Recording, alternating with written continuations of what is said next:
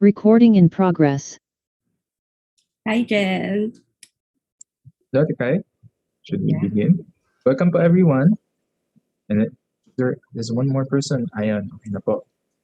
So, hello. Good afternoon everyone. Welcome to Understanding Security webinar. I am Genesis from Simeo Inotech. Hi naman po kayo sa isa't isa. Use the chat function to chat your batchmates. Kung meron po kayong mga crush dyan nung high school, maybe you can say hi din po sa kanila. Use the chat function po to say hi to everyone. To set yung message po to everyone and then type your message to say hi. Ito po.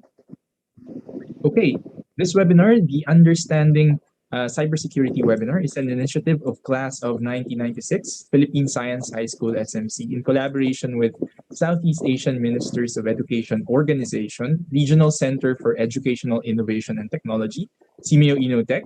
We would like to acknowledge Cruz Marcelo and Tenefrancia, the Platinum Co-Presenter of 2021 Virtual Grand Alumni Homecoming of Pisay SMC.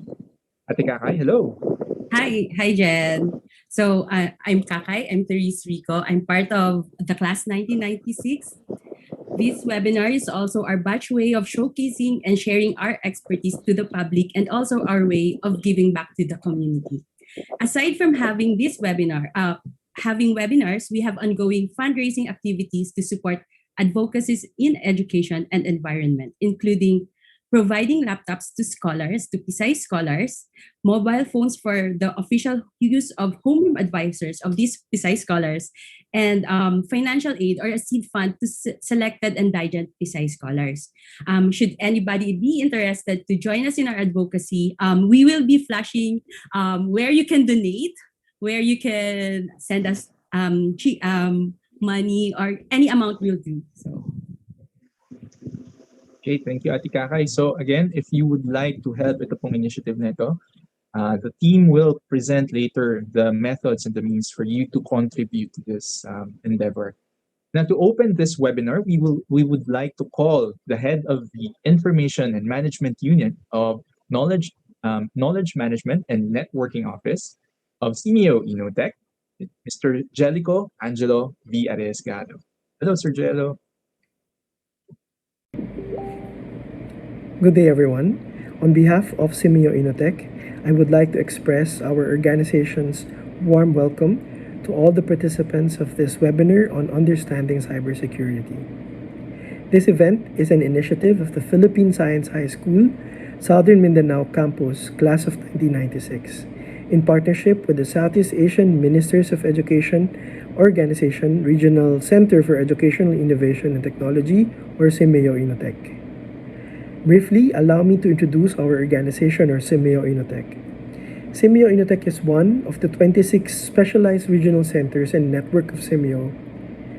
The center is dedicated to identifying common and unique education problems and needs of Southeast Asian countries and developing innovative and technology-based solutions to address these needs. Simeo Inotech aids in the educational development within and outside the region through its service areas, namely training and human resource development, research and development, knowledge management, and special programs focusing on key areas of concern in the Southeast Asian education community.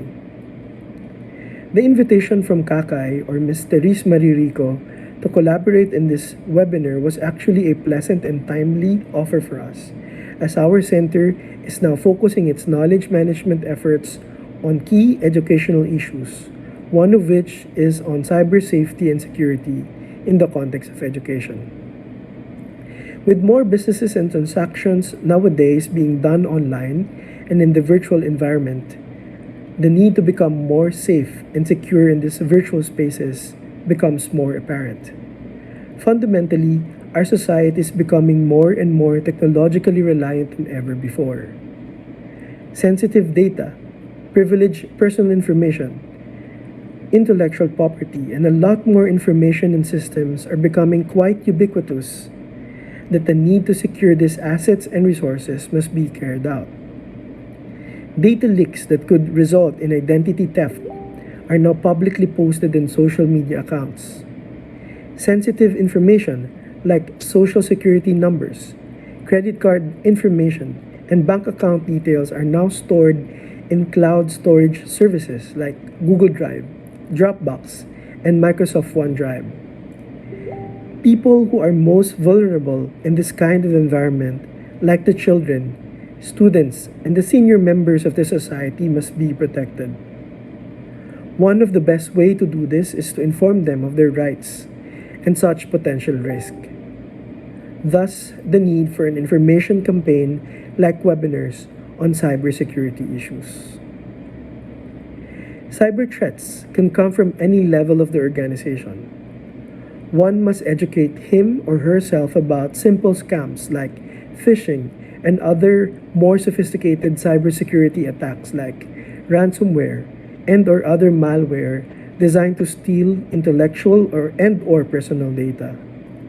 The event this afternoon will surely help us determine ways on how can we further protect ourselves from these threats and possible loss.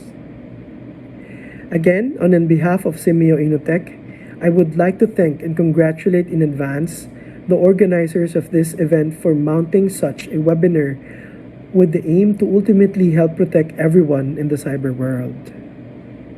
I am indeed looking forward that the participants will be able to apply their learning from this webinar in their respective contexts and environment. I also wish more successful endeavors to the Philippine Science High School Southern Mindanao Campus Class of 1996 or Extremes as they celebrate their virtual 2021 Grand Homecoming and invite everyone to support their related fundraising activities aimed to support advocacies in education and the environment. Good afternoon.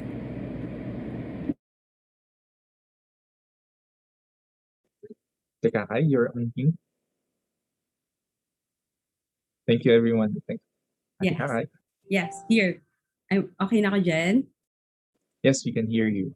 Yes, okay. So again, thank you, Jello. Please be informed that we are recording the event. This recording will be shared for educational purposes online at the Extremes Homecoming Facebook page. We are not streaming this, but we will be sharing this on our Facebook page. To start on a high note, we'd like to request everyone to turn on their cameras for a quick photo taking session. This will serve as our the batch tawag nito, souvenir for this particular event. Wait.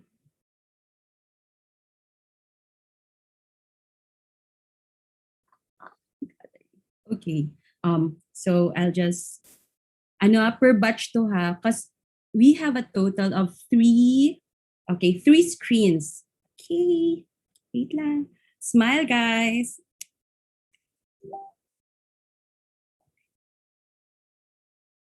That's for the first batch. Next. Okay, smile pa rin kahit hindi nyo alam kung kayo yung kinukunan because hindi ko rin alam kung paano. Sige. Okay. Smile again.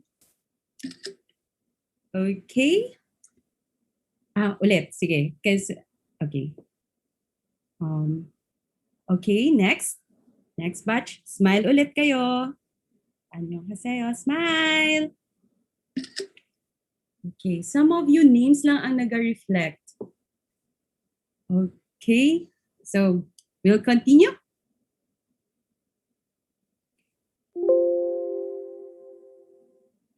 Okay na. Jen? So, Kai. Yes. So, can we proceed now to our event? Yes. Yes. You won't wait. be waiting. Yeah. Okay. Okay, great. Go ahead. So we won't keep you waiting any longer.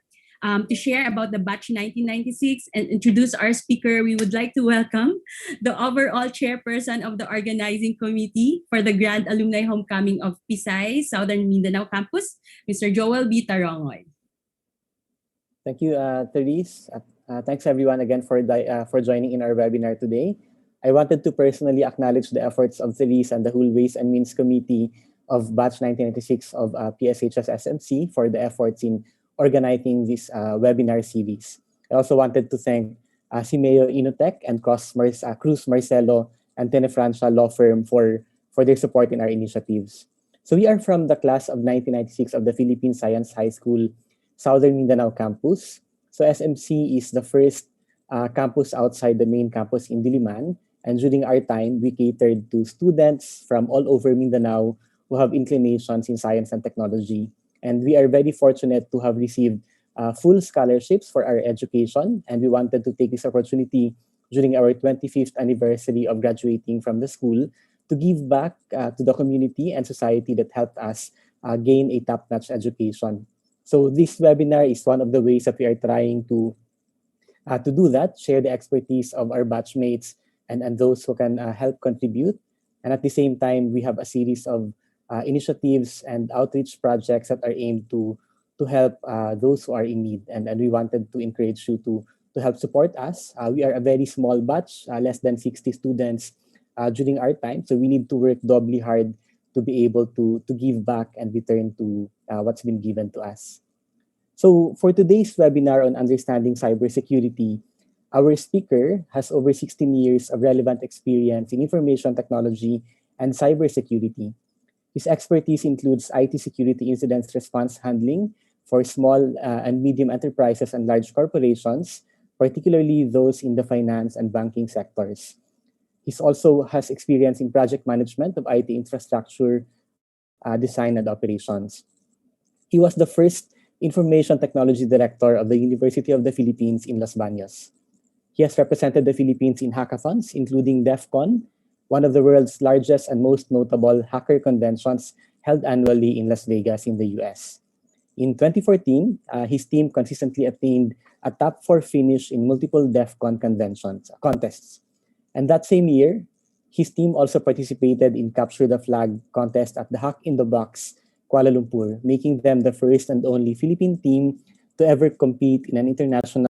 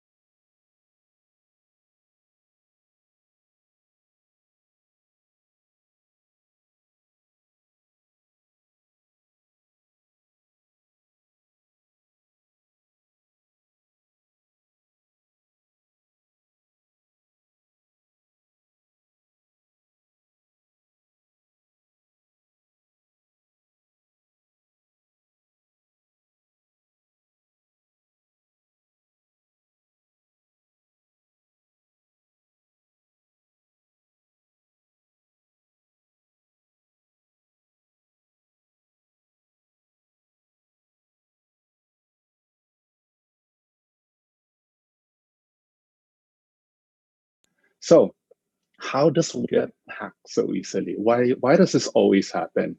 Um, well, thing is, believe it or not, IT security is not taught in most schools. What I'm telling you right now in this presentation, schools don't teach this. Not even computer science courses in top universities, at least in the undergraduate level, they don't formally teach this.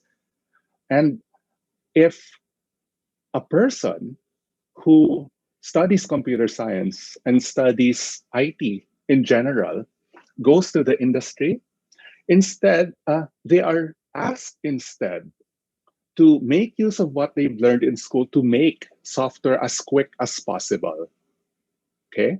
So, security is all about making software work correctly, making software resilient. However, if they're in work for the first time and they're said, oh, you're the new guy, you have to create this application in 1 week, this really complex application for 1 week, prove your worth. So the fresh graduate will try to get it to work as much as possible. And that comes with consequences, right? The faster if you're asked to deliver software as fast as possible, if you're asked to make things as fast as possible, the effect is security is not prioritized. So that's why IT professionals are not aware of how easy it is to get hacked. They're not aware of why their software is getting hacked. Okay, I'll connect why software development is fundamentally tied to IT security in this slide here. So after this slide, but the bottom line is, if IT professionals are easily hacked, how much more, again, are non-IT people, people who aren't even familiar with social media, right?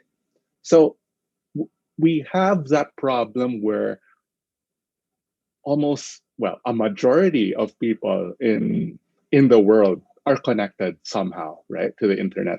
They are all targets. Think about that. That's how important IT security is today. So we have to acknowledge that it's very easy to hack or have the security of all these people compromised in some manner. Just to drive the point home, if you guys go to this website, I'll give you a minute actually. If you guys can open this website, haveibeenpawned.com, no A before the W in pawn. If you put your main email address here, you will find out if your email address has been hacked before, right? I'll give you guys a minute for that. So put your most important email, go to this site, https haveibeenpawned.com. It's gonna say if your email address has been part of a breach, meaning your email in the company that hosts your email has been hacked before. They know the password of your email and they spread it across the internet. I would tell you that more than likely it has been hacked. And so if you look at it now, very, very likely your main email has been hacked sometime in the past. It will say that your either the password has been exposed or its hash, which I'll talk about in a bit, has been exposed. That basically means you have not changed your password ever since that data breach happened, ever since that email password has been exposed. Attackers would know your email address and password, right? What's worse is that if they find out, for example, my email address is paulprantilia@gmail.com. At one point, Gmail email address were hacked. My email account was one of those whose passwords were exposed. If I did not change that password I used then, people would have access to my email account. Or if I used that same password for any other sites that I frequent, the hackers would try to use my Gmail password to my Facebook account, to my Yahoo account, whatever account, right? They will get your password and they will try to see if they reused it on any other website. And this can be done so fast. They don't do this manually. They do this automatically, right?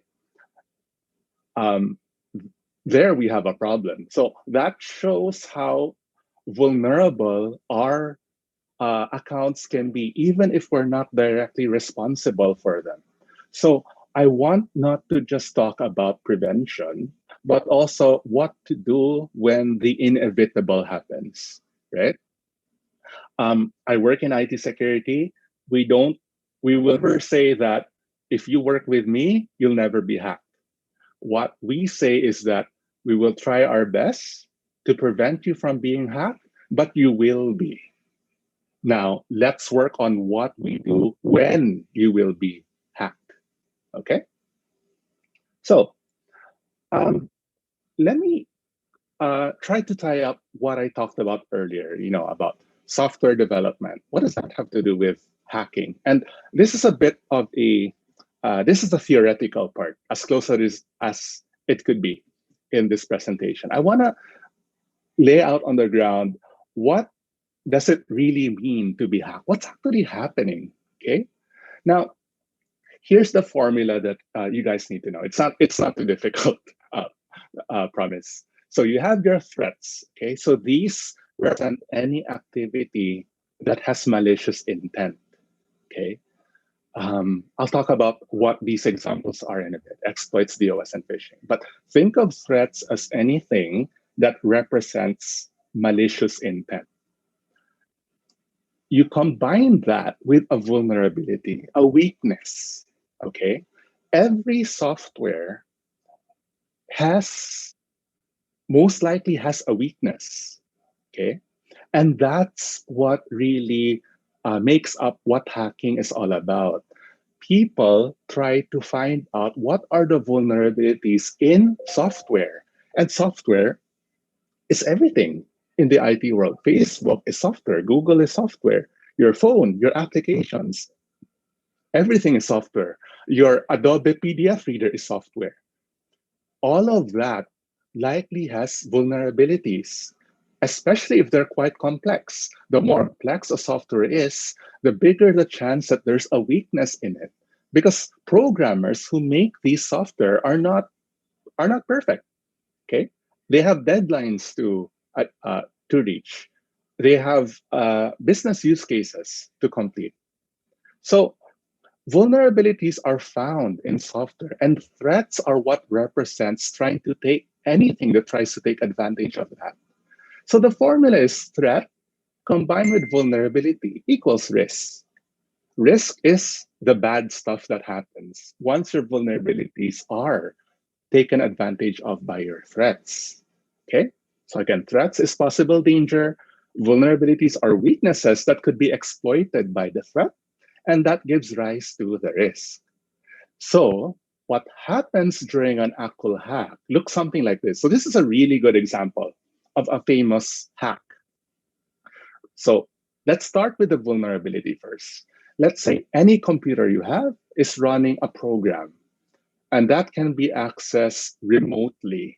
It could be accessed, meaning from anywhere else. It could be across the world, for example. So that program, as an example, let's choose the Windows file sharing services. So this is the program on your Windows computer that, well, by default, this runs, okay? This lets your computer share files across the network. And that itself is a vulnerability. The attacker, once he knows that you are running that program that he can access via the network, he will create, well, if he knows that you're running a vulnerable program, he will create what is called an exploit.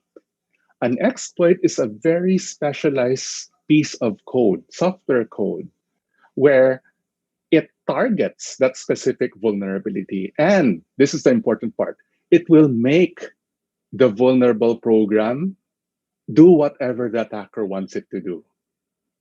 All right? That's the most important concept here.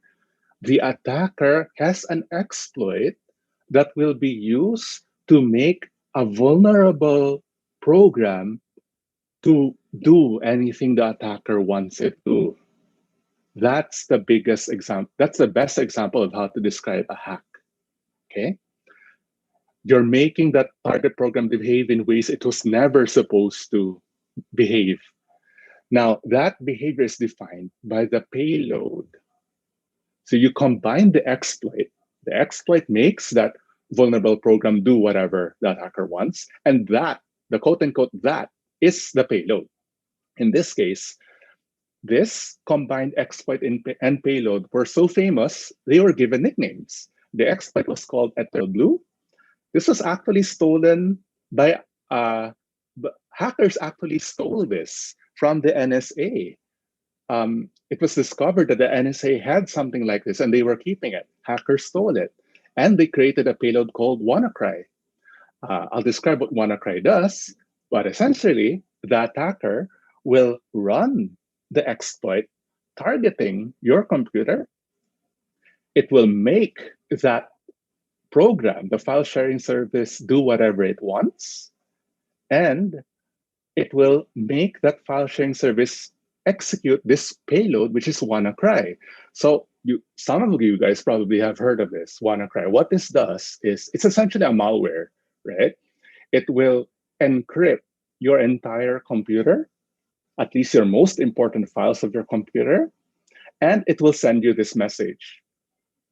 It will say that all your important files have been encrypted. If you want to recover it, please pay Bitcoin here. That was the payload. And this affected so many computers a couple of years ago. This type of a attack is called ransomware. It basically blackmails you or holds your computer hostage, and it will let you use the computer again once you pay in Bitcoin. And this is a huge industry right now. Okay, a lot of this is an estimated $1 billion industry, ransomware alone. So that's what so this is what I'd like you to envision whenever I talk about hack.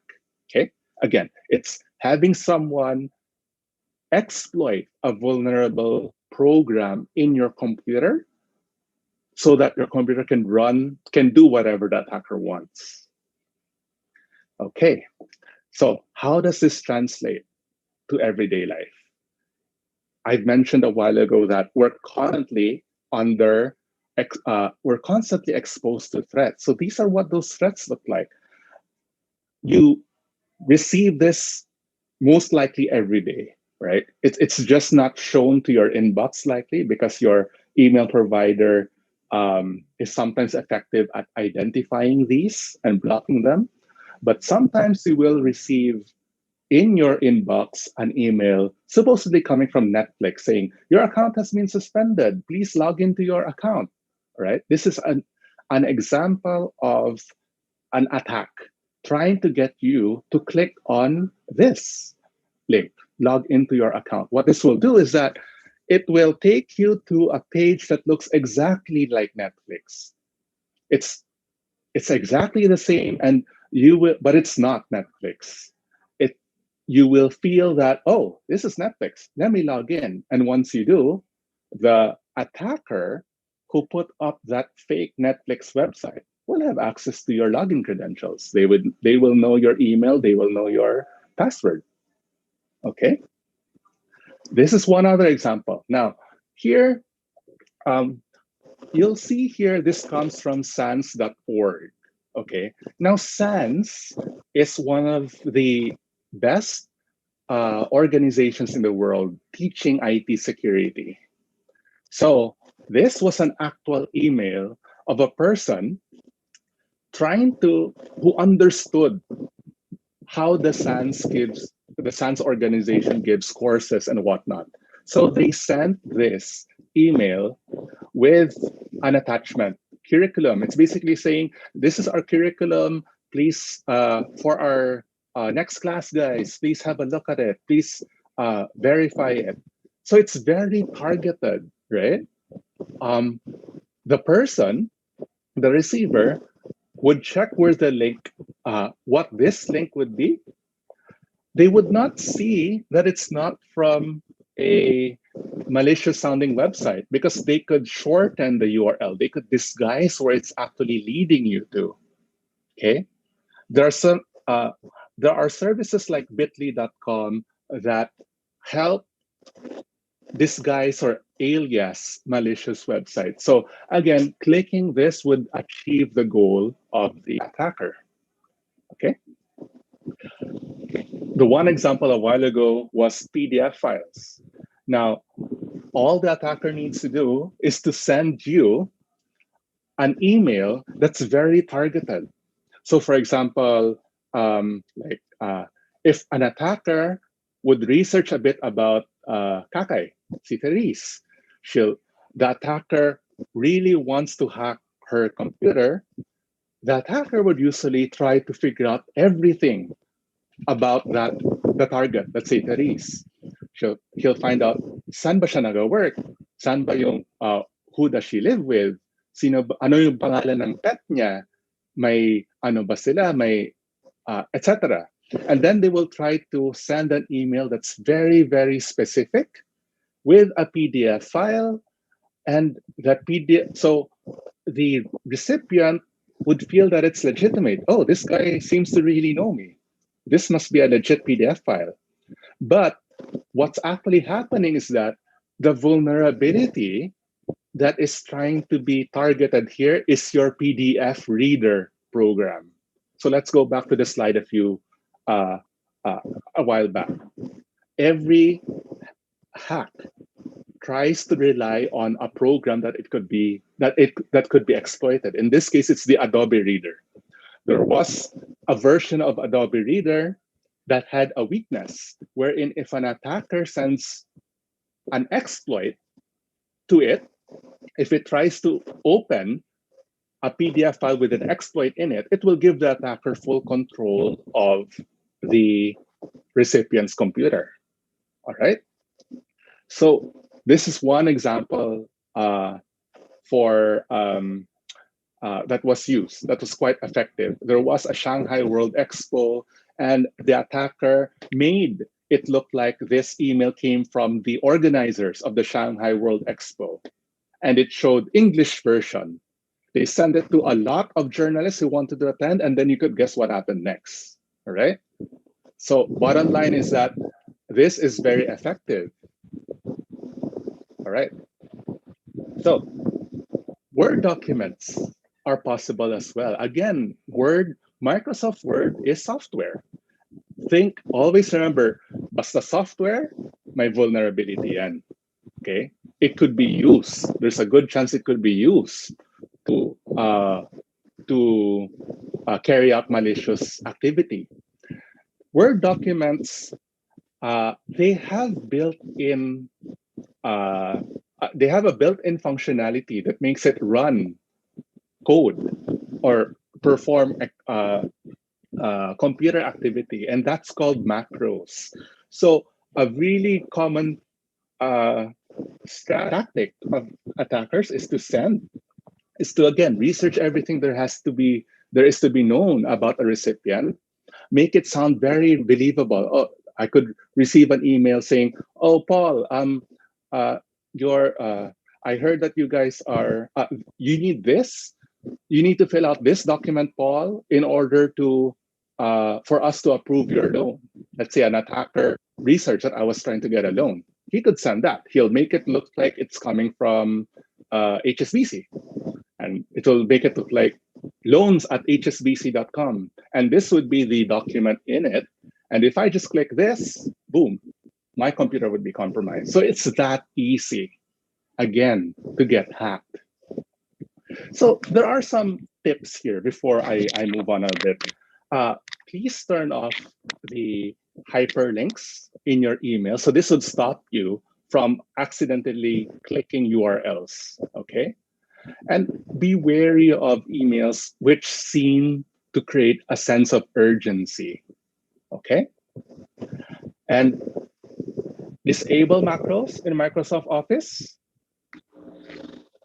Also, especially these days, be really careful of email that sounds like it's coming from a legit organization. You really have to check if it's the correct domain name.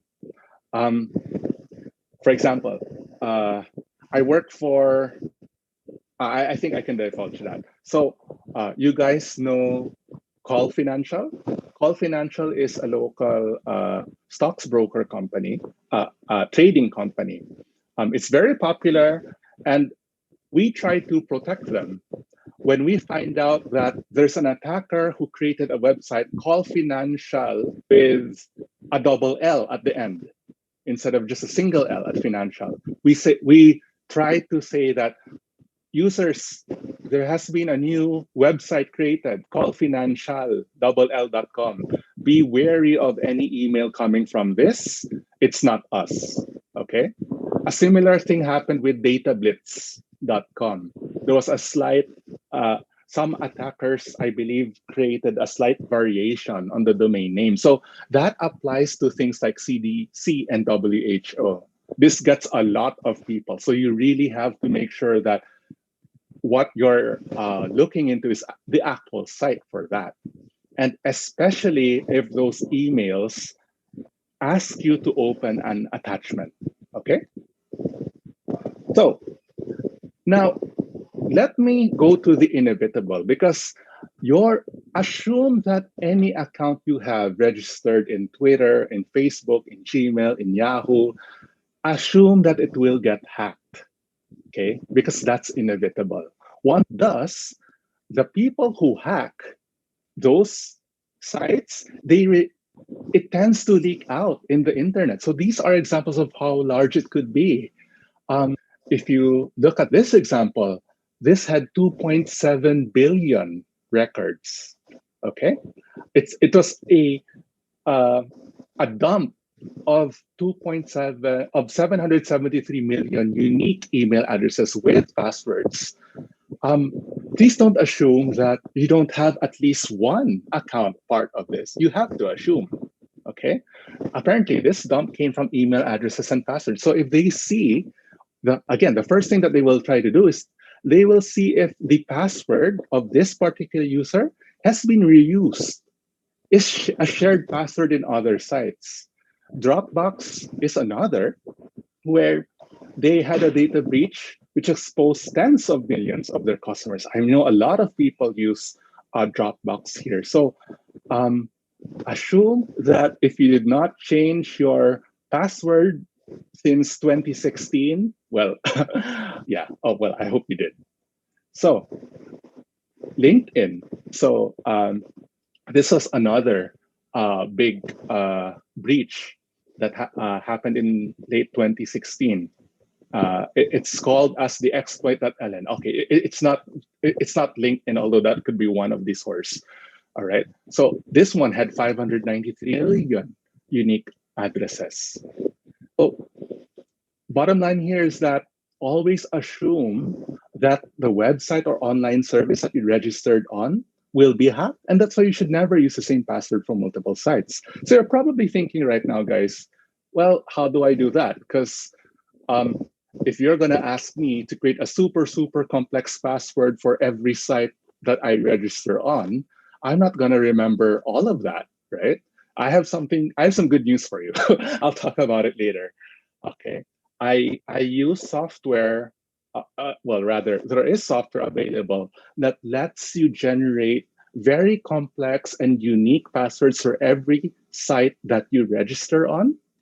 And essentially, don't have to memorize it. It will just fill it out once you visit that website. So those are called password managers, and I'll go into that in a bit. Okay. One thing I'd like to point out when, because this has happened a lot, we've been receiving a lot of calls, a lot of contact, people contacting us scared about this. Because remember, here, you're talking about email addresses with exposed passwords, right? This attack surfaced after that. An attacker who knows your password will try to scare you into thinking that he knows your password because he has full access to your computer. That's usually not the case, but he will try to get you to think that. So this is an example of some guy saying, "Oh, I know this is your password, right? Aha, you may not know me, so you're probably wondering why I have this. I set up something in your computer and I have such compromising evidence of what you do, wink, wink, right? I know all that secret stuff you do. So first part shows the video that you were viewing. You've got fine taste. And the next part shows the recording of your webcam. Because by the way, hackers can do that. Once they have control over your computer, they can turn on the webcam. That's why we always should cover the camera of our computer with Scotch tape or those camera protectors, because it's just to help find out if it's really on or not. But the problem here is really when the attacker puts on the microphone of your computer. That's a lot harder to figure out, right? So this guy, anyway, going back, this guy is trying to make the victim feel that he's already doing that. But in real life, no. He just knows your past from the one of the many, many dumps showed in one of some of these public information. Okay. So what we show, so we call this shareware, scareware, and this guy tries to get you, the victim, to be scared so that you would pay via Bitcoin. All right. So next part is protecting our devices. I'd like us to pay focus on this because this is all about protecting the computers that we work on from being attacked, the devices that we work on being attacked. This is probably the most practical part on trying to get you to understand how not to let these things happen to you. So the most basic is really always update your software. Why? Remember, hacks rely on a vulnerability in the software. Okay? Software will always have vulnerabilities, which would lead to hack. And really the only practical way to to address that is to make sure that your software is always updated when there is a vulnerability for it. Okay, so this is one way to do that pretty well. Whatever software you use, your OS, Apple OS X or Windows Update, make sure that automatic updates are turned on. And this goes for your phone as well. Now, your phone will always be updated because it's such a complex piece of software. iPhone, for example, iOS, for example, they release these regularly, and you would see in the details, you'd see that on the highlighted red boxes on the right, that a lot of them have to do with security. Now, I want to take this opportunity to say, please don't jailbreak your phones. Please don't sideload your phones. One of the reasons why iPhones, for example, are so expensive is because you're paying for the support. You're paying for the security updates. If you want to get an iPhone, jailbreak it so you could run anything you want, well, that includes running malicious software as well. People make malicious software for Android and iPhone specifically because there are people who will jailbreak their phones to make it run anything they want. So this is why it's really important to rely on official security patches. Okay. Okay. Now, antivirus software is another thing. It sounds pretty basic at this point, but a lot of people run their desktops without antivirus software. You need these at least because this is additional protection in order to stop threats as they come. Okay, the slide earlier, this one addresses, sorry, these software updates, they address the vulnerability in that equation I talked about earlier. This one, though, addresses the threat. The antivirus software knows how to identify threats, programs, or exploits that are threats and blocks them. So we have to address the vulnerability part as well as the threat part. Okay, one more thing is always ensure that your firewalls are on. So what are firewalls? It's basically software. Again, everything is a software. It's basically software that only allows certain computers or certain types of traffic to talk to your computer. If you recall that slide way earlier, where I showed that the attacker was trying to target the file sharing service of Windows machine. One way to protect against that is to put your firewall on so that it will block anything that's coming from the internet. Okay. Our principle should be if it's not needed and if it's not urgent, don't allow it. Don't let it happen. Okay. And one of the first things an attacker does once they have control over your computer is to try to make your computer phone home, right? If I'm an attacker and I hack your computer, I want to make your computer contact me and say, hey, Paul, I'm hacked. What's your command? Okay. Turning a firewall on can also prevent that. It can also stop certain traffic from going out of the computer. Okay. That is called the callback. Okay. Every time a computer is hacked, it will try to call back to the attacker and tell the attacker it has been hacked. So another one is only installed signed software. So what does signed mean? I'm not going to get into the details, but essentially for those who are familiar with hashing, basically a hash is like the fingerprint of a software. And signed code means that that fingerprint has been validated by the programmer that this is indeed ours. So let's give a quick example. Microsoft Office. If I'm the programmer for Microsoft Office, I will let you download it, but I will also sign it. I will get a fingerprint of my own Microsoft Office. That's called a hash. And I will sign the hash. That basically tells you that, oh, Mr. User, Paul Prantilla, the author of Microsoft Word, signed this. You could be assured that this is from Paul Prantilla. That is what signed software means. Okay. What does it look like? On the lower right, you will see that verified publisher, Microsoft Corporation. That is telling you that Microsoft signed this software and it really came from Microsoft. As opposed to the left part, the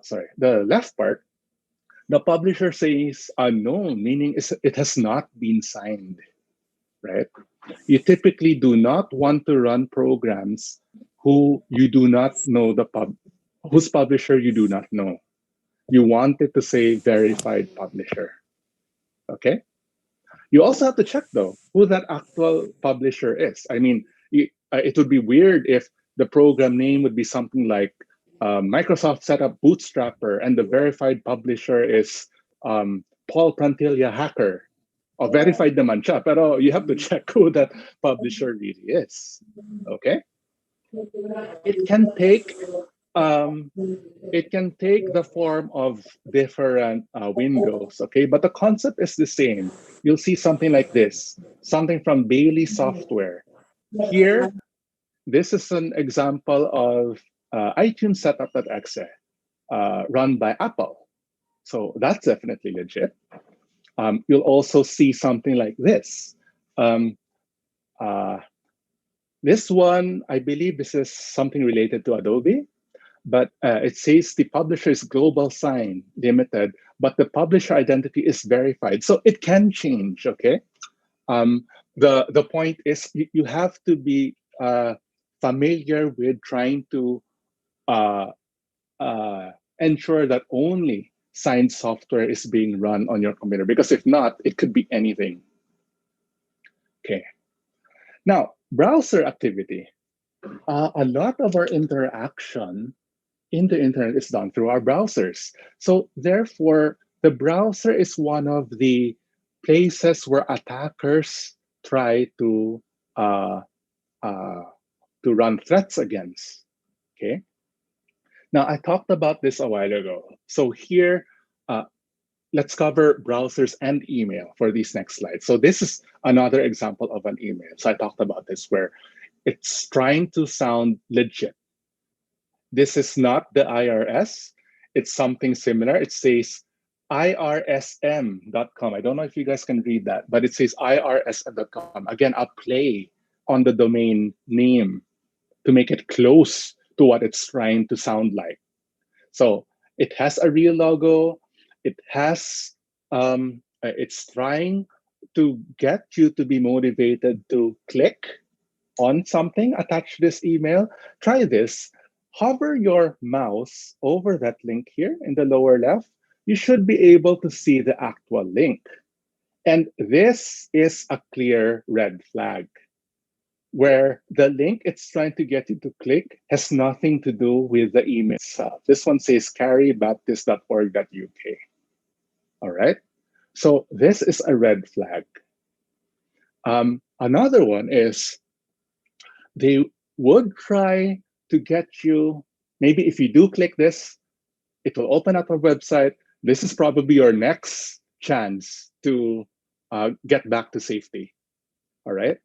Sometimes your browser can recognize if the website it's trying to access is not safe or not. You will get this. This tells you that this website has detected malware. Never proceed. This is always a red flag. Okay. Now, this is a really important thing as well to talk about. Now, we gave live demonstrations before where we would go to a Starbucks. Okay. We would put up a access point, and this is what the access point does. Forgive me if this is not related to this slide right now, but I'm going to get there. One of our favorite activities is to take advantage of the fact that once you have ever connected to a free wireless network, your phone will always remember it. So let's say si Joel. Okay, sample lang. Joel one day goes to Ninoy International Airport. May free Wi-Fi doon. Free Wi-Fi at Ninoy International Airport. Si Joel, magko-connect siya doon. It's free. No password. 3 months later, nasa Starbucks si Joel. Your phone, sorry, I have feedback that there's no audio. Okay, sige. I think it might be localized. All right. So let me continue. So once the phone has connected to free Wi-Fi at NEA International Airport, your phone will always try to beacon out to see if it could still find it. Even months later, kahit wala na sa Ninoy Aquino International Airport si Joel, your phone will constantly find out if a Wi-Fi access point it connected to before is nearby. So pagdating niya sa Starbucks, yun pa rin ang sasabihin niya. Your phone will say, Ninoy Aquino International Airport, free Wi-Fi. Are you there? Free Wi-Fi, are you there? Ako, as the attacker, I will set up an access point that will listen to that. It will try to listen to people who are trying to connect to free Wi-Fi. And then my access point will pretend it's that free Wi-Fi. Sasabihin niya, hinahanap mo pala si free Wi-Fi at Nea International Airport. Ito, ako si free Wi-Fi at Ninoy International Airport. And then your phone will automatically connect to it without you knowing, mind you. Sometimes you would not notice it. Basta lang nakakonect siya. What happens? That phone will use my fake access point as the main gateway to the internet, meaning all your traffic will go through me. We are both in Starbucks, but all your internet traffic will go through me. Nakikita ko na lahat. Now, my next step is I will try to reset your Facebook connection so that you will have to log in again. I will try to reset your PayPal connection here so that you will have to log in again. So magtataka yung user. Ba't pa ako kailangan mag-login sa Facebook ulit? Sige, mag-login ulit ako. The attacker in Starbucks, since your traffic goes through me, I will make a fake PayPal.com. I will show you a fake Facebook.com. It looks exactly like the real thing because I'm inserting myself into the middle between you and PayPal and between you and Facebook. So that if you enter your username and password, alam ko na yung password mo and username mo sa PayPal or Facebook. Okay, if that makes sense. Now, the only way to typically stop that from happening is what you see on the screen. Okay. This is your chance, your parang final chance. If you see something like this, there is a problem with this website security certificate, do not continue. Because that means that the person showing you PayPal.com is likely not PayPal.com. Tama naman. It's actually the hacker in the Starbucks that you are in. Okay. So it's really important to recognize this. SSL, security certificates, has there's a misnomer in that its only purpose is to encrypt information between you and the website. Yes, that's one important purpose of it, but there is one more, something that is as important. It's intended to validate who that website is. In fact, I would say that's it's as important as encrypting. That is your way to validate si PayPal.com ba talaga ito ang kinakausap ko. Okay? The problem is people have been sort of immune to this. When they see this, continue pa rin. So that's something we have to correct. Okay? So do not click this. So here's what I mentioned a while ago. SSL does not just encrypt traffic between your browser and the web server, but the second part, it helps you validate that that server is really who it says it is. Now, I'll quick demo on this a while ago, but now your browser has the ability to run code, which you probably, hopefully figured out by now, is potentially dangerous. So you want your browser to be able to disable websites that ask to run code. Again, it's like opening the door. For me, a browser that allows any website to run code, it's like, excuse me, it's like opening up the door to strangers to your house and let them do anything they want. Okay, you want to control that. So I highly suggest putting plugins like these. NoScript for Firefox, Script Safe. I personally use Script Safe for Chrome. For Safari, you have JS Blocker. What these do is it tells you if this website you're trying to enter is trying to run code. It's a hassle at first. I'll show you why. But for me, this is a must. Okay. Internet Explorer, and the latest browser from Microsoft Edge has something related to that as well. You could set the trust level for websites that basically determines how willing you are to let this website run code via your browser. All right. Again, very important because your browser is the gateway um, between your computer and the world. You don't want the world, aka any website, to just make your browser do anything. Okay. All right. Okay. The big part, protecting accounts and passwords. And I think we're running out of time, but I think we can extend a bit. No worries, because this is a bit important. Sige. Now, the biggest thing I'll talk about here is treat your accounts and passwords like they're the most important thing. All right. You want to protect them not with one thing, but with two things. The analogy here, that's analogy for two-factor authentication. Now, what is two-factor authentication? And for that matter, what is an authentication factor? Basically, an authentication factor can be something you know. A password is something you know, okay? It can be something you have. So although it has to be something that only you in the entire world would have. You just have to prove that you have it in hand, okay? And it could be something you are. So an example of this would be your fingerprint and your iris and your face, okay? So all of these factors are being used in authentication. The best practice is use at least two of them.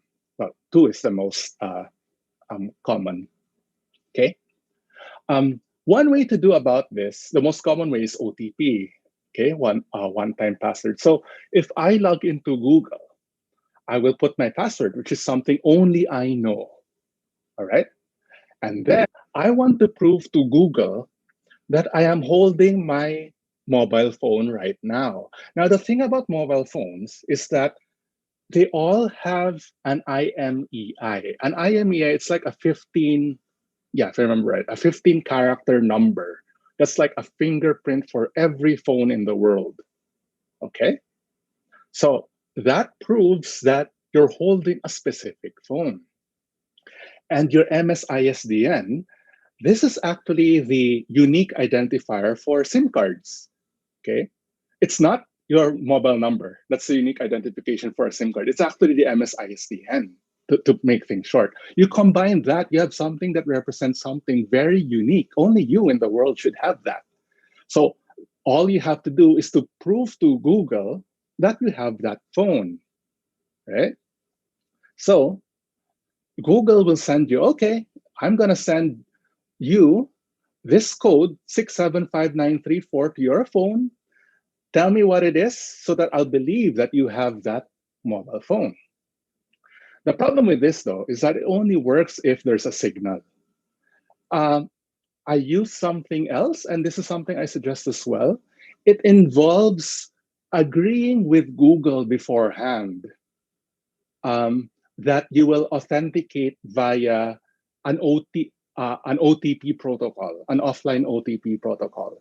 Okay, so this would be an example of that OTP, and I'm using a program called Google Authenticator. So basically, here I agree beforehand with Google that, hey, I'll log into you.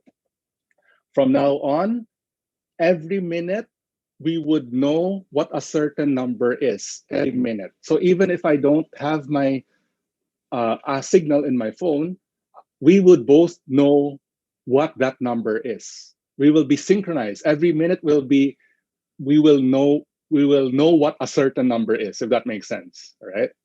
So that would be this. Every minute, this number changes. So you register with OTP, with an authenticator protocol for web services. You could do this I do this for PayPal. I do this for Microsoft, for Google.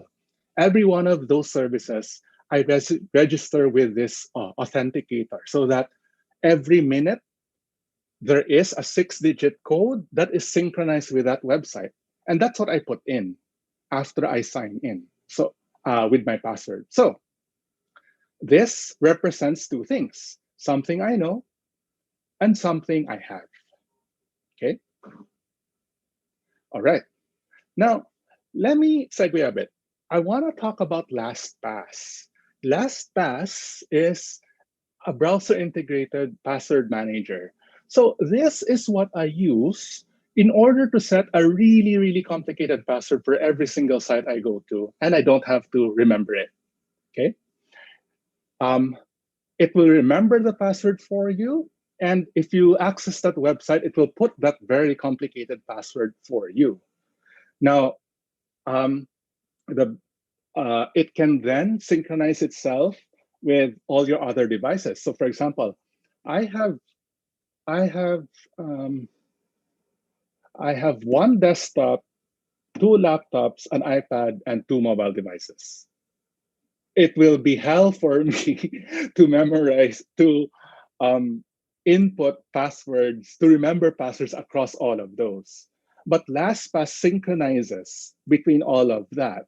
So if I create a very, very complex password for one site here, I could go to my browser on my other device and it will put it there. All right. Now, obviously, you're thinking, how does it do that? Is that not safe? Well, it hasn't. Again, no software is safe, but you could mitigate the risk. So here, you put a master password, and accessing LastPass itself would use two-factor authentication. I'll demo that. Okay. So in fact, I'll do a quick demo here. Let me just show. Mhm. Hold on, guys. Let me just.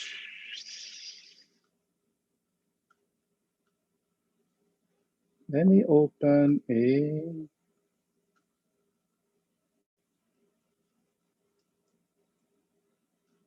Okay, there we go. Sorry, let me just move this. Yeah, because I really wanna show you guys a better idea of what it looks like. Hmm.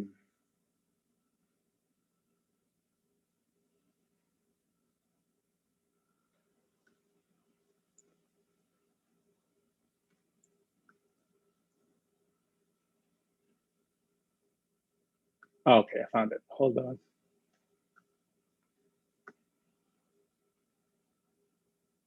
There we go. I'm just gonna share my screen.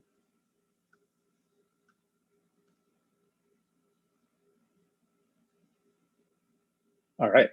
So you should be seeing a site that I have not registered in. Yes, I do not register TikTok. I have no plans to I have never had plans to register in TikTok, but for you guys, I will show what it looks like. So here, you see this? This is script safe.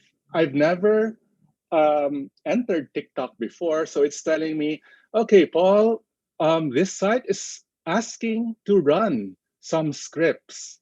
Should you allow it? If I click allow, okay, it's gonna say, okay, it's asking you to run more scripts. So what I do at this point is I try to see, is it trying to run scripts from other websites? And if so, do I really trust them? It's useful to see if it looks like when you're entering a website from the US and then there's a script that's trying to run from Russia. I don't trust that. I would deny that. Okay. Here, I usually look, do these look like they're coming from CDNs? If so, that's okay. All right. Now, you have to be a bit familiar with how websites work. But normally, if you really trust that website, you could just click here, trust. Okay. So it will trust the entire domain. But that's basically script safe in action. Now, here, this is my LastPass account. So, like I explained a while ago, um, it's protected by a master password. So let me put that here.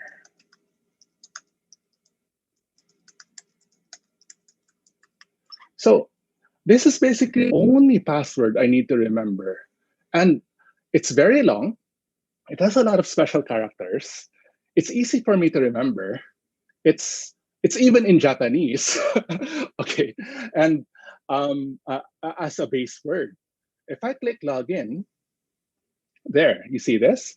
It's asking, okay, Paul, give me your one-time passcode from your authenticator. So I'm gonna open my authenticator and I'll put my one-time passcode. So because I'm syncing with LastPass right now. Okay. Authenticate. There you go. I've logged into LastPass. So now with LastPass, I could actually enter any site that I've previously logged in before with a really complex password, and LastPass will put it in for me. So if I want to, let's say, hold on, this website isn't running well yet. There's still some scripts. My goodness, this is TikTok. This is what the kids use. Oh my goodness. Anyway, so how do I log in? How do I register this? How do I register this? Okay. Sign up. Oh God, I don't want to do this. Okay, maybe this one now, Snapchat. I wanna, let's try to get this website working by allowing scripts in this. How do you log in? Here.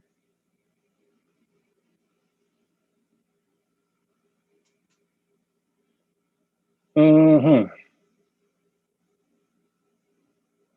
I cannot find how to log in here. Let me just give me a few minutes, because if not, I'm gonna basically I'm gonna basically do a shortcut. Okay, here. All right. Here, for example, I'm just signing up. Okay. Here in LastPass, you can say generate secure password. If you click on this, and look, it will say, how long do you want that password to be? So 16 should be okay. And I want to click, it should have uppercase, lowercase numbers, and symbols. In fact, I could make it as long as a 24 long password. So every time I refresh that, look at that. This is my password, this thing here. Tell me that's not secure. So all I have to do is to copy that, and then I will put that here for, sorry. Then I will put that whenever I want to make a new password for a site. It's as simple as that. And then LastPass will remember that for you. It will sync across your devices. And then that's how it would then be a little okay if you are not, oh God, can I just close this? Okay, there. So that will make it mitigate the effect when your account has been hacked. Okay. So let's go back to the presentation. Hope you guys are following so far. Right?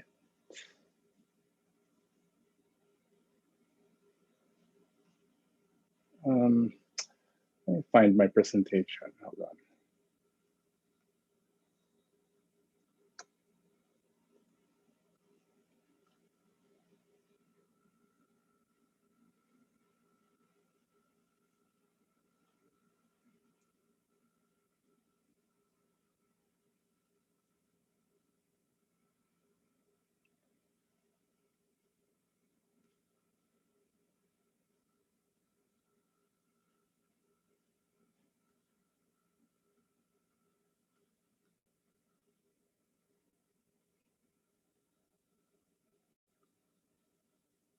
Okay. So what you want to do, again, is to combine LastPass with OTP. So you're saving the passwords, your complex passwords with all your sites in LastPass, but you want to protect LastPass itself. So on my phone, I have LastPass. I don't just want to put my master password. I want to use, well, I could use my face, which is an authentication factor as well. I'll use my face to unlock my phone. And then I will check out what's my OTP for LastPass. So that would give me access to all my passwords in all my sites. Okay. Now, access to LastPass itself here, again, it's protected by two-factor authentication. So when you then have access to LastPass, if you want to log into Google, you'll basically get that password from Google and log in. So Google, the next step, I will put the password from LastPass into Google, and then Google itself will ask you for two-factor authentication. So you have two-factor authentication for Google, and you have two-factor authentication for LastPass, and then you have two-factor authentication for Google. All right. So in summary, two-factor authentication from Google, that's basically a secure way to do browsing. So yeah, I think that's basically it. If you have any questions on what we do as a company, you could visit our website, redrocksecurity.io. I work as the COO there, and that practically ends the presentation. So yeah, maybe I'll turn this back first to my colleagues to facilitate some questions, perhaps maybe 15 minutes. Thank you, Sir Paul. Okay, Okay. Kakay?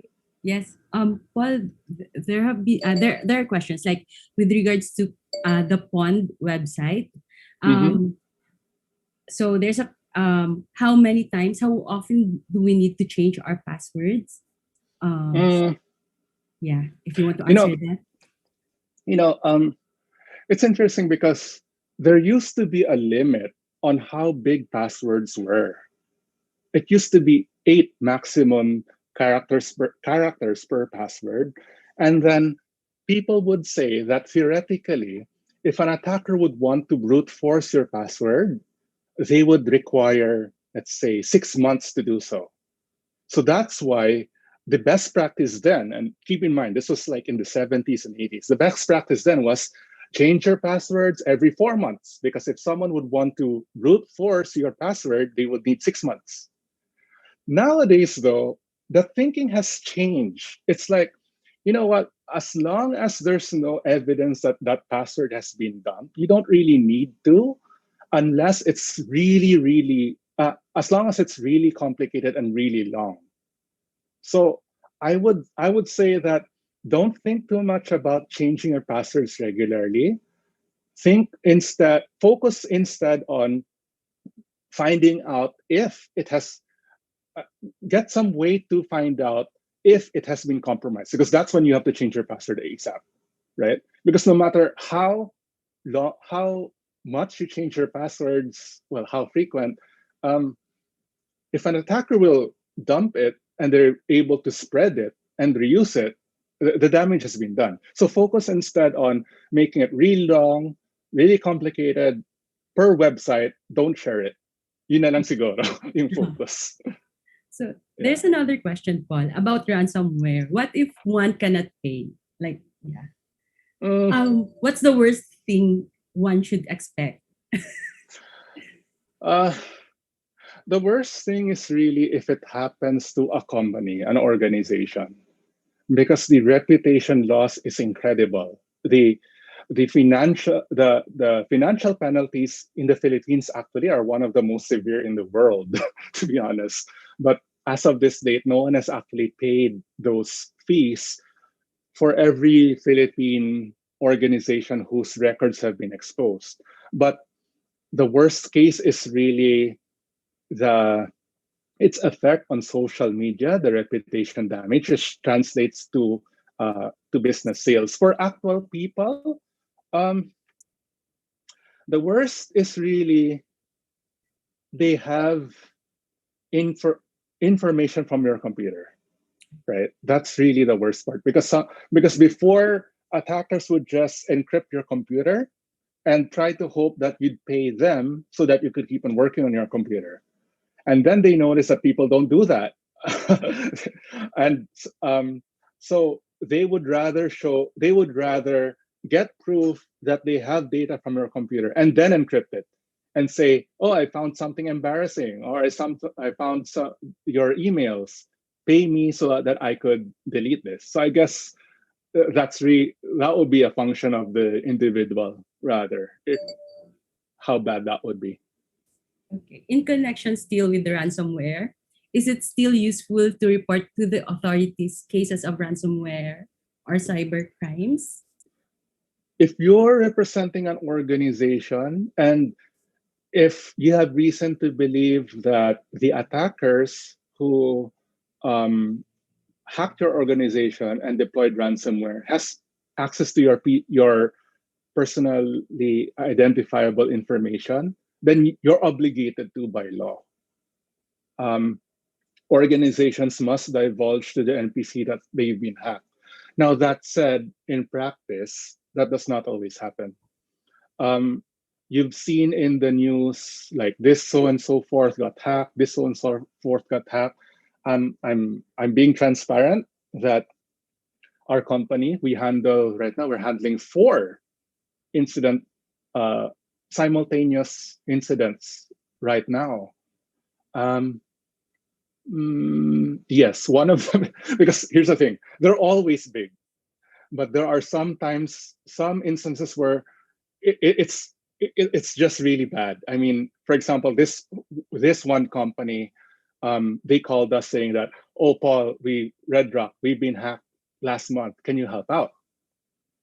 We go in there, we do investigation, and we tell them, guys, you have not been hacked last month. You've been hacked 1 year ago. For 1 year, and for that 1 year, at saka hindi lang sila isa.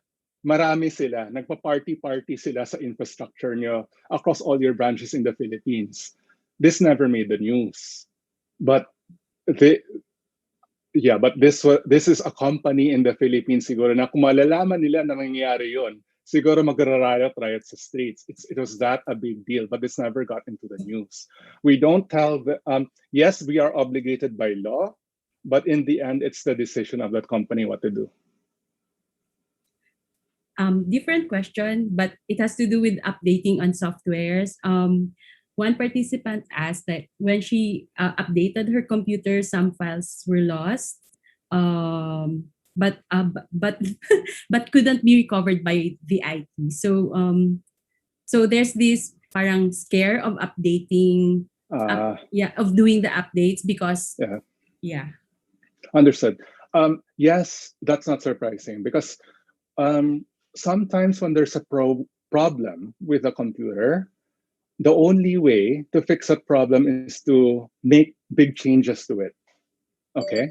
And sometimes that breaks things because it's really hard for companies to always test every single scenario if their software will be changed or not.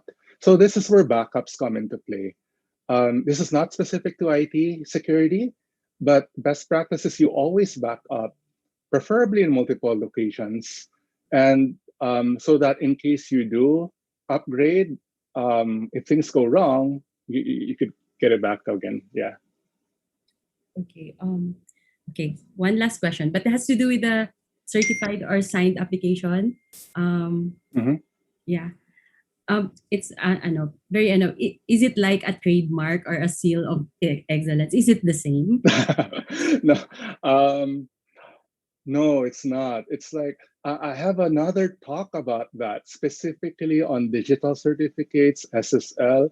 We could have a part 2 webinar if you guys would like that, because it basically explains how blockchain works. Because the concept there is what a hash is. A hash is like a fingerprint of any software or any file. Okay, so all a digital signature is saying that this was signed by this person. It's not saying whether you should trust this person or not. No, it's not saying that. It's saying is that this software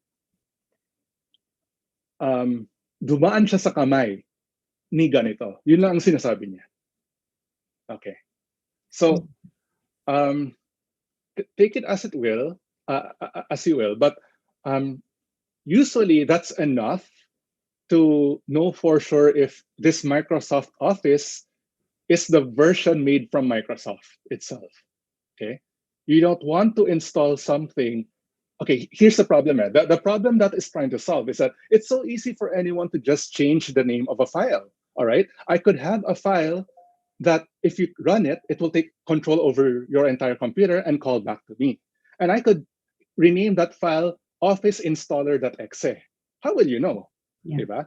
So doon importante yung hash, yung fingerprint ng totoong officeinstaller.exe. Okay? Now, how will you know na yung hash na yun ay yung totoo? You would know if it has been signed by Microsoft. Yun, nagets niya. Hope that's clear. Ito yung mahirap sa webinar. I don't get the feedback if it's clear now. But I hope that that's a bit clearer to people. Give a thumbs up if it's clear for you, just to acknowledge your explanation, Sir Paul. Yeah. Yeah, thumbs up naman po. I think the people got your explanation. Kakay? Yeah. Okay. Yep. Another question. Aside from clicking links, is there any other way of spread of malware among computers in the same network or using the same Wi-Fi connection? Oh, many ways. In fact, that's the most common way it spreads. One person in the organization will click on a link with malware, and that malware is designed to spread by itself. And that's how entire organizations get infected. Yeah. I have a good example because it's not just malware. In phishing, in one of our cases that we handled, it was insane. This happened last year. I can't divulge the details, but a company lost tens of millions of pesos because an executive authorized a transaction. Now, sobrang galing yung ginawa ng attacker. Kahit ako, I would say it's the most sophisticated phishing attack I've ever seen. It did not involve a hack. Purely social engineering, purely hoax ang ginawa niya. They inserted themselves into an email conversation, and then they changed the recipient. So it's like, kung ikaw yung victim ko, you're talking with a lot of people from something pisay.com. I will insert myself into that conversation. Tatanggalin ko yung mga pisay.com. I will insert the equivalents of, let's say, ang kausap mo, Therese, Paul at pisay.com, Joel at pisay.com, marami kang kausap, and you're talking about a deal. Ang gagawin ko, i-hack ko yung email account mo, I will hijack that thread, tanggalin ko yung Paul at pisay.com, Joel at pisay.com. I will add instead Paul at pisay.com, Joel at pisay.com, and then I will carry on the conversation. And then ipamukha ako na may kausap kang ganun pa rin. And then we eventually have a transaction. That was the craziest I've ever seen. And that cost tens of millions of pesos for a local company. It's an exciting job. It's just stressful. Sir, Paul, Ano, we sir? have a question. Oh my gosh, batchmate. Okay. Okay, there's another question sa chat. Regarding dun sa I think this has to do with the pond, the link pond. They just learned na may mga data breaches sa company email niya. We found out that there are 2 data breaches. Concerned po, are those breaches still active? Like, is it still ongoing? Kahit na You can only know for sure if you do an investigation. So contact us now. And joke. Yes, why not? Red Rock, guys. But seriously, you could only really know if you do a incident response. Again, there once an attacker is in an organization, they will do everything they can to put backdoors so that they will always have access to it. That's the problem. So akala mo nawala na sila pag na-reformat sila lahat. Eh, yun pala na infect din nila yung backups mo. So that pag nag-restore ka from backup, your computers will start telling the attacker again na, oy, nandito na ulit ako. Yun. So, yeah. Yeah, they have to do investigation. Another question. Guys, type lang kayo. But this happened very recently, the Facebook tagging poll. Like, parang may nag-tag, tas continuously nagtatag sila. Tapos you don't know the person tagging you. Yeah. What was that? Sige, what it's doing is usually when account tags you, there's a good chance that account has been compromised to some degree. Otherwise, why would it do that? Do that behavior, or the person's Facebook account access a link where it will make your Facebook account make that post and tagging everyone in your contact list. So that's basically how it spreads. Okay. So pwede naman na it does not have full access to your Facebook account, but the person visited a website that will make your Facebook account do that. Nagets mo? So, and then may payload yung post na yun. Likely it's a video that could try to get people click into it, and then it will take you to that third-party video and then or a website, and then yun na yun. That will try to exploit your browser or your Facebook application. Because again, always think of attacks as kailangan may target software na may vulnerability that the attacker is trying to exploit. In this case, it could be your browser and it could be your Facebook application on your phone. Yeah. The moral of the story is just don't click stuff. Yeah. Okay. Be wary of what to click. Guys, do you still have questions, or if wala na? I think that's it, Ate Kakay. Yeah. I guess we're also out of time. Thank you so much, everyone, for participating and asking your questions. And of course, thank you, Sir Paul, for giving us this very informative and sobering na talk about IT security, itong security natin, cybersecurity. Now, we are all exposed, and I hope whatever Sir Paul mentioned dito, you remember it and practice it. Okay? So, thank you, everyone. On behalf of the team, we would like to thank our speaker again, Mr. Paul, and our audience for a very interesting discussion. We have truly learned a lot about cybersecurity and the practices that we need to adopt in order to make sure that our identities and our online footprints are safe. To give the closing remarks, we have attorney Roani A. Nakan of Class 1996 and a partner of Cruz, Marcelo, and Tenefrancia, specializing in intellectual property law.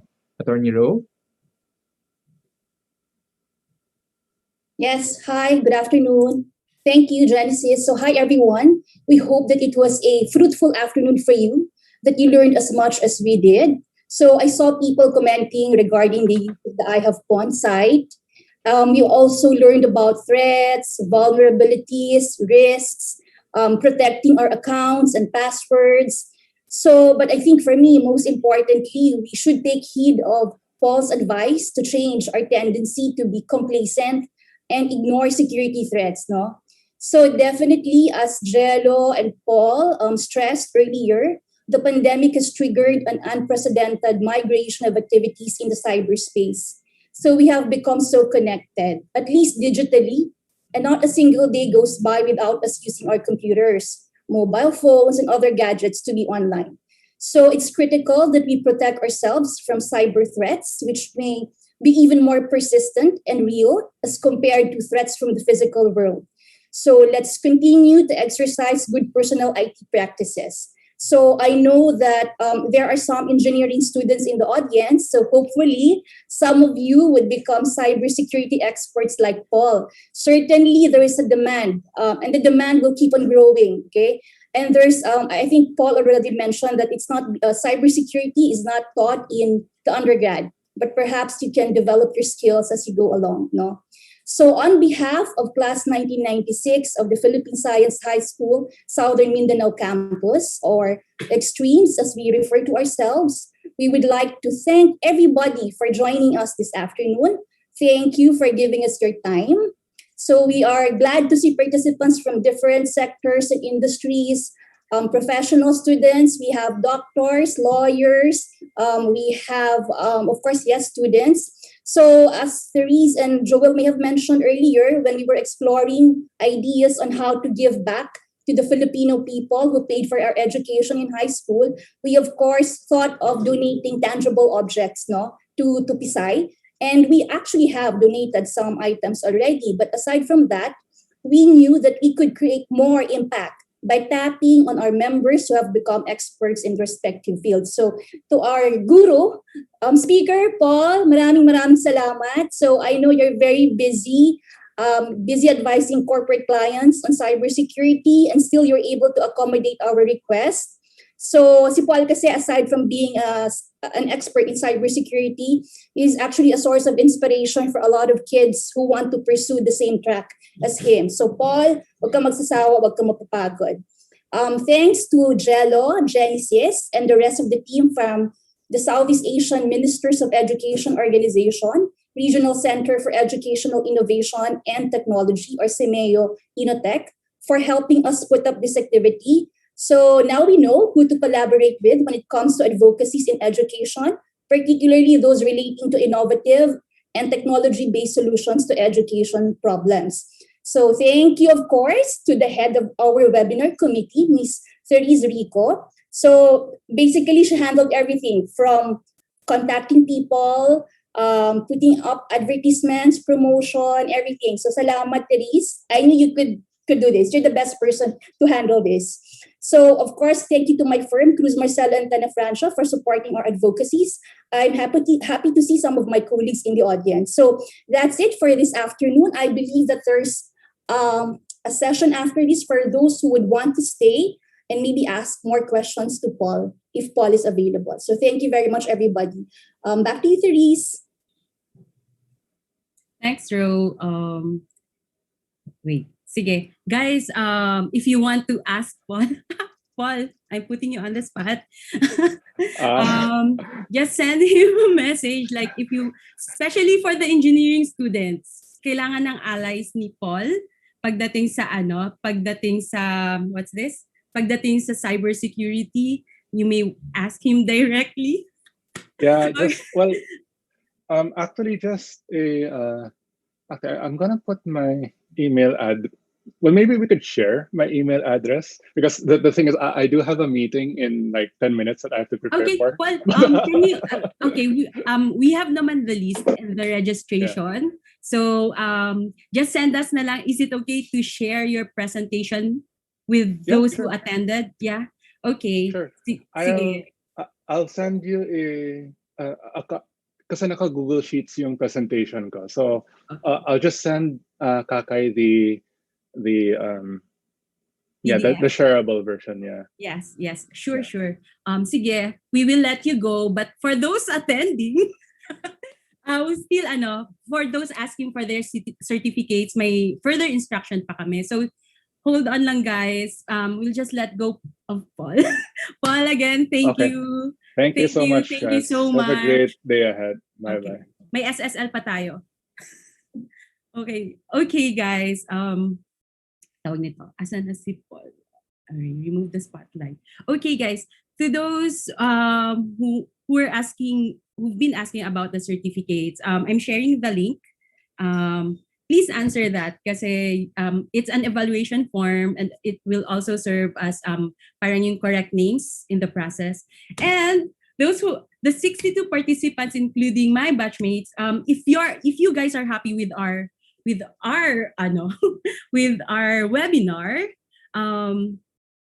please, we need donation because we still have advocacy, especially on education and environment. But before that, I'm gonna share a video presentation. This is for our raffle. It's a raffle initiative. Okay, just listen while answering the certificate.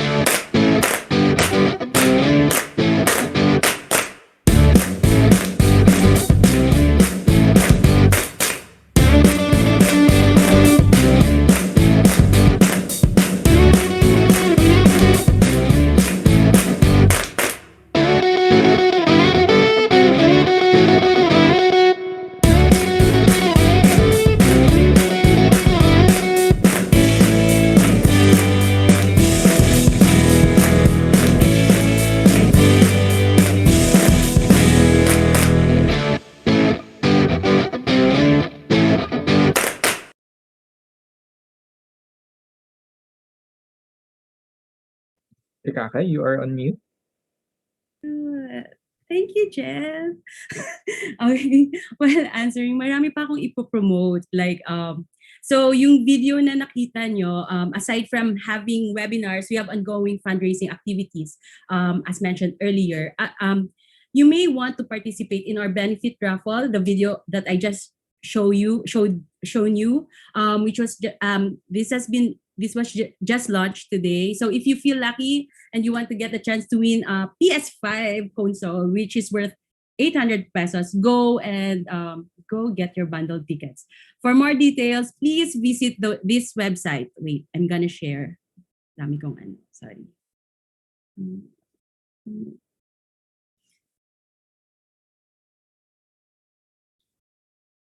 Wait lang, guys. Natataranta na ako. Okay, Jen, may sasabihin ka, Jen, about Inotech, initiatives from Inotech? Nothing if you follow Inutech, we have had just a webinar on cyber safety last week. So this time it's a different kind of angle naman on cyber safety. Here we discussed cybersecurity, how to protect yourself from attackers and threats that might seek to access your emails and your computers mismo. But we also, as citizens, should be practicing safety in the internet in a way na mas social. Being cyber safe and being responsible and empowered digital citizens, I enjoin you to like our Facebook page and stand by for our post on about our webinar that we held last week. So there you will learn about the vulnerabilities, the abuse and exploitation that can happen to children, especially when they surf online and especially when they attend schools online. So everyone, if you want to learn more how to keep yourself safe in the internet, not just in the cybersecurity side, but also in the kind of as a citizen living in the digital world, follow Simeo Inotech and watch out for our video on cyber safety and digital wellness for the Filipinos. Hopefully, this coming week, ma-post na siya. And I'll just ask for my colleagues, tapos na ba, Alexa? Has it been posted? Yes or no lang, and maybe a projection kung kailan siya post. We really recommend that you watch this because we don't really just expose ourselves online sa mga ganitong attacks, but also attacks from other people like trolls, bullying online, and of course, sexual exploitation online, which can be happening around you. Might be posted next week. So hang in there and look forward to our post sa Simeo. Again, follow us on Facebook, Twitter, Instagram. I think we also have an Instagram account at Simeo Inotech. So spelled this way, sa chat. And we'll see you interacting on our pages. Ate Kakay, are we ready? Okay, we're ready to say goodbye? Okay, thank you guys. Shout out to Kao Kok. Kao is from Cambodia, a colleague from Cambodia. He attended this seminar. Also, shout out to those colleagues from participants from all over the country. Luzon, Visayas, Mindanao, well represented. TSKI from Iloilo. And we have students from the University of Mindanao. Ayun. And someone from from Central Luzon. Yan, mga colleagues from Microfinance. Okay, guys, again, thank you We will be posting this video online on our webpage. We will email you where to access that link. Goodbye, and hope to have a second run of this webinar series. Bye, Jen. Thank you so much, Jen. Thank you so much, Ate Kakay. One last thing, we also have a book launch happening for Senior Innotech. So for those, visit our website, www.simeo-innotech.org, and watch out on June 28th, we will be releasing our 50th anniversary coffee table book. It's titled Spectrum. So you'll see a lot of stories there about Innotech. And we also have our Southeast Asian Education Innovation Award, which will also happen on June 28th. So we hope to see you there if you have time and if you have the chance to attend, please do so. Look forward to your participation. Thank you so much. Okay. Bye, guys. And good now.